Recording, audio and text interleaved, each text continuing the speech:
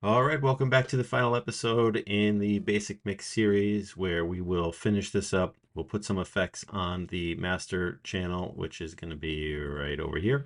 And we'll take a look at everything we've done so far and just sort of finalize this. If you're new around here, this is the last in a long series of videos, just setting this song up for some feedback from the client and just to be able to listen to. This is the type of thing I might do if I was in charge of mixing the whole thing. I might do it for myself and then listen to it for a couple days to just really get a better grip on the whole song. You know, when something is tracked in the studio, a lot of times the audio that comes out the other end, when you just play it all together, you know, it's not properly leveled and lined up, and it can be a little bit of work to get it to that shape. So that's what this video is all about. Usually I budget around 2 hours for this task, and we are basically right on schedule when I look at the amount of time it's taken me. As a reminder, this is what we're doing: levels, panning, EQ, compression, reverb, delay, and some master fader processing.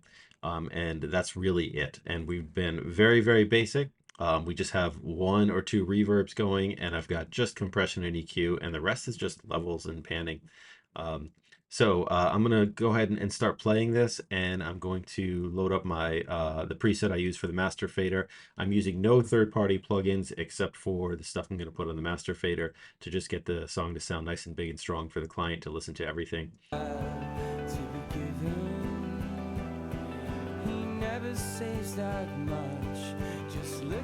So let's start from the beginning for a change.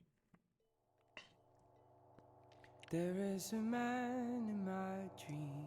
Right off the bat, we've got this mouth noise on the lead vocal that I can cut out. There is a man in my dream.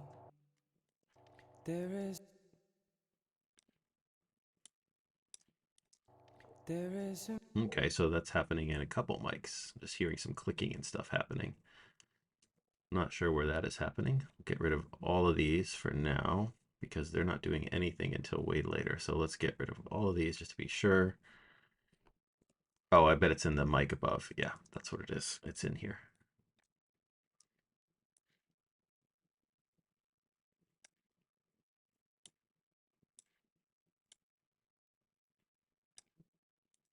There is a man in my dream knocking on my door. I never know what face to give him. He drinks a terrible punch and knocks me to the floor. Oh, Hamlet, will you please pull this air down?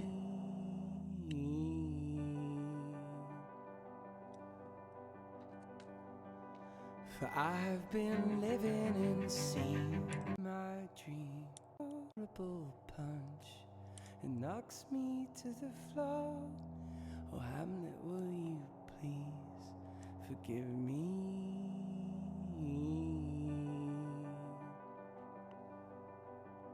Good, so we probably are going to want this up right here.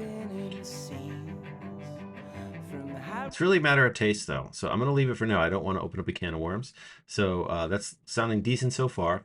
Probably could do some real automation on this piano. It's not clear to me where the piano should be in charge versus in the background. It's, you know, a lot of it is just artistic license. So send this boy away. You know, this sounds nice, but you know, we might want way less cello, way more piano. Right now it's very cello focused, and honestly it's because I love this cello sound. I just love it. Forsake him at your peril, there can only be one loser. I never knew why. So I'm just listening here. I mean, this is one of the first times I'm listening through. In the night. Making sure some of these changes are working between different sections.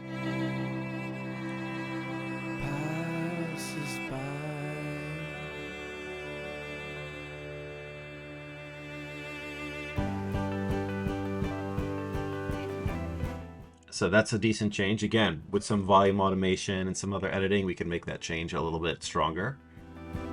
There is a man in my dream. I like the vocal level. The vocal level is acceptable here. Maybe it's a little loud, but it's good level here. We'll see what it is over here. He never says that much, just looks at me with disdain.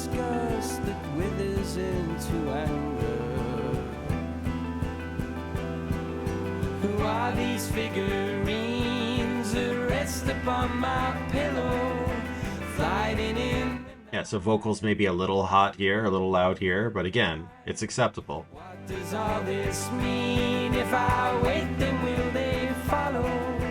Never will I know where they go. Do they go? No, I never knew why. We were only passing ships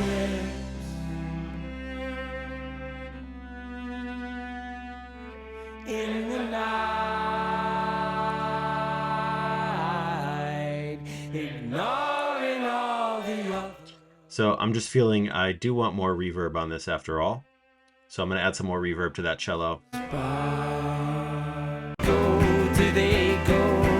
No, I never knew why. We were only passing ships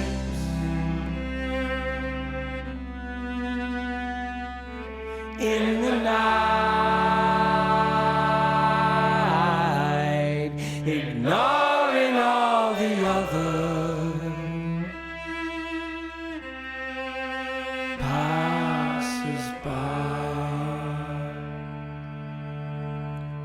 We were only passing ships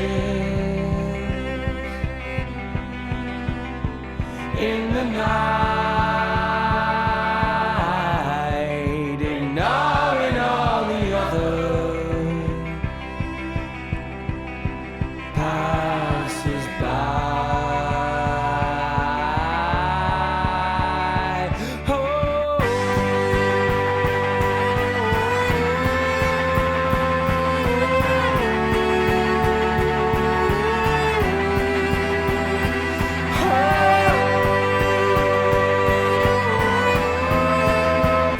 Good. So a lot of loud stuff here. It's going to get louder.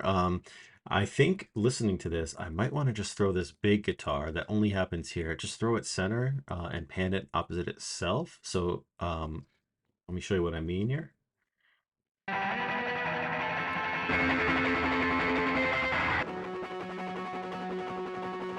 So make this one center.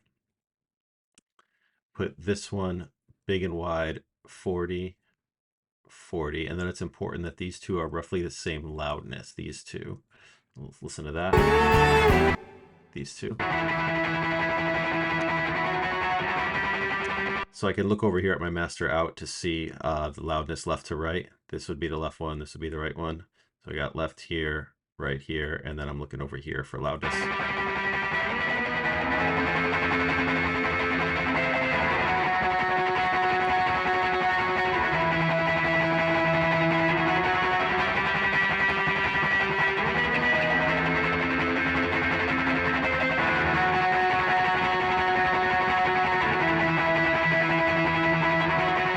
Okay, so I'm happy with that loudness. They're equal. And now I want to mix this center one. Oops, sorry. This is the center one in with those two.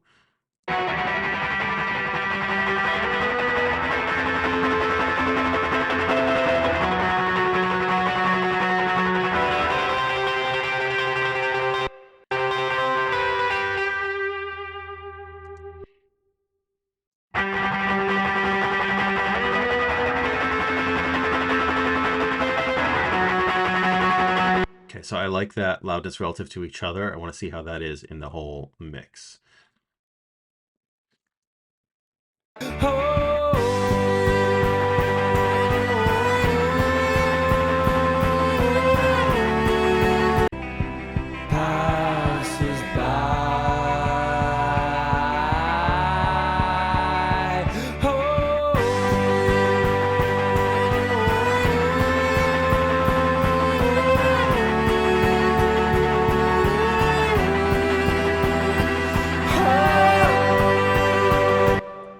Good. So that's sounding nice. In reality, I might actually start this kind of low and then automate it to slowly come up over the course of this. Okay, so let's get to the master fader because I'm liking this so far. We're going to go to the big loud part. And I'm going to load up my preset here. I did a whole video on just things I like on my master fader. This is just going to be real quick. I'm just going to pop some of these things on. This is just a really basic master.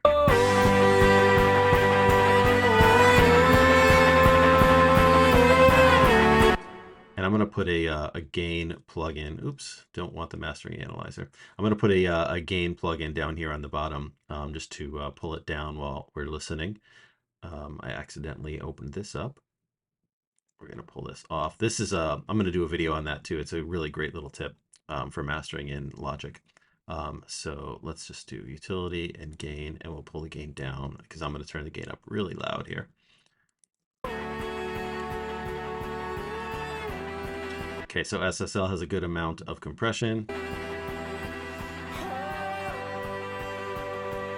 Remember, by far, this is the loudest part of the whole track. Let's see if I want any of this saturation that Greg Wells wants to give me.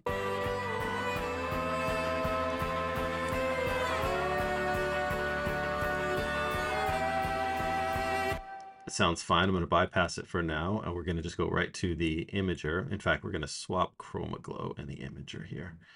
There we go. So let's see what the saturation Chroma Glow has.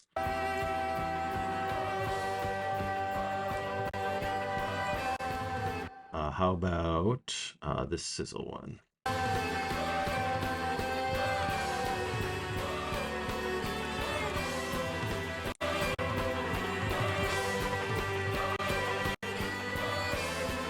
Yeah, I kind of like Chroma Glows better right there. So now we're going to go into the imager.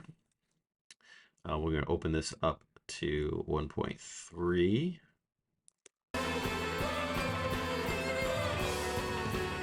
I've got this MasterDesk plugin, which typically I don't go crazy on this. I really like these resonance filters. I can pull some frequencies out.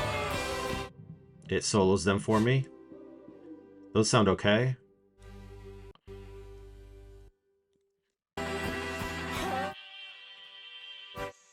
Yeah, I'm going to pull this one out.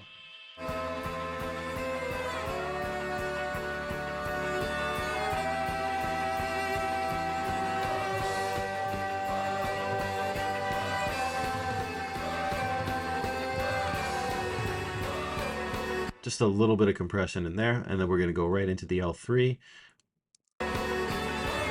Now you can see how hot this signal already is. So what we're going to do is we're going to come into the master desk, and I don't think I have a full output control. I don't. So you know what? We'll throw this gain plugin right under the master desk, and that is just reducing the gain by some amount. Let's go. Let's say, come on, -20.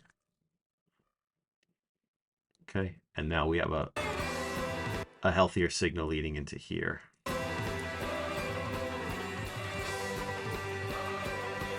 That might be too much, so it's going to get a little bit louder. Watch your ears if you got headphones on.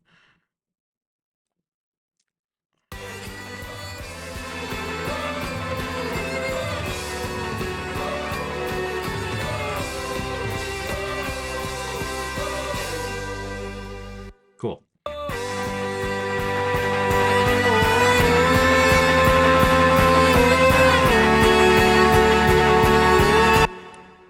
So in this video, we've basically set this up to have a nice sort of mastered sound to it, sort of a demo master, we can call it. Yeah, I'm going to go through one more video to sort of show just a run through of everything that I've done real quick, and then we'll play the whole song. So I know I said this was going to be the last video. It's the last video of me changing anything. In the final video, we'll just take a listen through and sort of a little tour of the whole thing. So yeah, check that out, and thanks for watching.